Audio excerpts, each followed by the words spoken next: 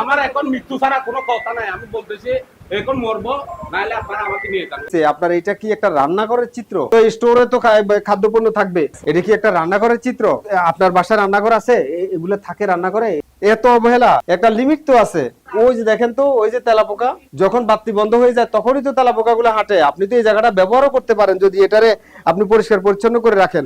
আপনি তাইলে মেসিনে কন্ডিশনগুলো আমরা কাস্টে সবগুলো পরিষ্কার করি। আবার আপনি কথা বলছেন, আপনি কি বলছেন আপনি জানেন না? আপনি দেখেন তো এটা মেসিনের কন্ডিশন দেখেন।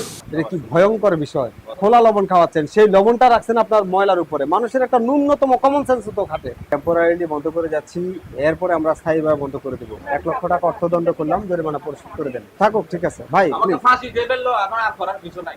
আমার এখন মৃত্যু ছাড়া কোনো কথা নাই, আমি বলতেছি এখন মরবো, নাহলে আপনারা আমাকে নিয়ে যান। রয়েছে নাহলে এভাবে প্ল্যান নিয়ে কেন আসছেন? আপনি আসলে কৌশল নিচ্ছেন, কিসের দরকার? ছোট বড় নয়।